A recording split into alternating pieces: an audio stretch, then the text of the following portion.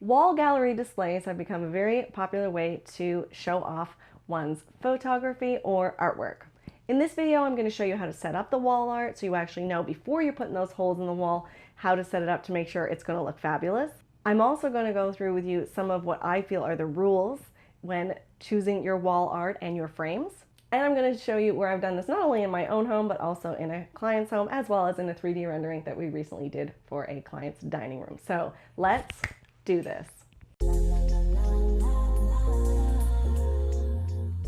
So you know I like to plan, so this is very important. So before you do your gallery wall, let's make a plan. So I want you to think of one of the three things. I sometimes on all three things, or at least one of them that needs to be a common thread throughout the entire gallery wall to make it cohesive and make it work. So number one is pick a theme.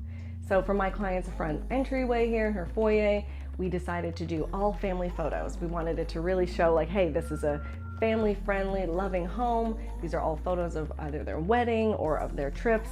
So this is the theme that's running through this particular wall gallery of art. The other thing that you could do, or as well as, is having all the same frames. So here I have the consistency. Not only do I have the same frames, and this is my living room, so these are IKEA frames, they're all the same color, and then with inside I put the little matte color in as well, which is the same as the wall color. So I added that in. They also have a little bit of yellow in each one. And then here, this is also in my home, this is in our basement, and what I did here is I had all the matte colors the same. So I actually painted a board. I had it, I can't remember what the color is now, to be honest, it was done so long ago. But as you can see, all the frames are different in style, different in size. All the pictures within are, however, from my husband and I, our travels over the years. And but what I did to keep consistent was the actual color of the mat that I used.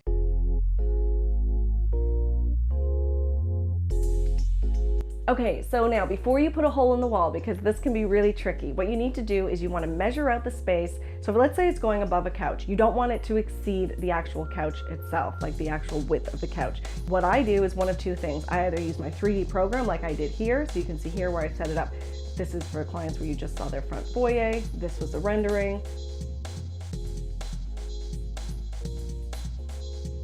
Or what you could do is you can draw it all out, get a free space on the floor, get yourself your marker, your ruler, and figure out exactly what the distance is going to be, what the measurement's going to be, and then get a bunch of different frames that you've chosen and just sporadically arrange them. Usually if you start with maybe the biggest one, if you have like a big one, and then you can kind of dot them around from there. And it just depends if you want them to be symmetrical. Some people really like things to be symmetrical. If you're kind of loosey-goosey, you can do it asymmetrical.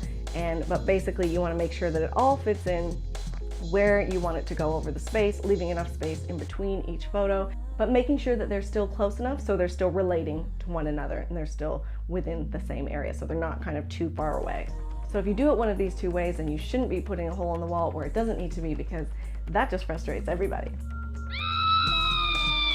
And then lastly here I want to share with you, this is a design that we just presented to clients just a couple of weeks ago. This is in their dining room, and we did this gallery on wall on either side. Just very simple photos.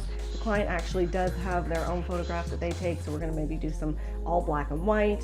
The frames are very simple, just black and white frames. We're going to keep this a really nice look, but we did paint the ceiling a color to kind of, and that background little niche wall in there as well. So again, just a great way to display photos and to really make it personal. And I think that's what it's all about. You know, I say it time and time again, when we love where we live a better life. And when you surround yourself with photos and things that are meaningful to you, then it's gonna mean a whole lot more. You're gonna wanna show it off and you're gonna wanna spend more time there. So I'm Claire Jefford. Go visit my website, www.creatingcontrastdesigns.com.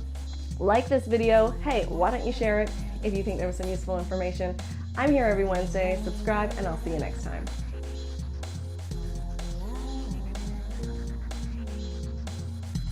So one of the first things I like to do before we even start putting a hole in the wall or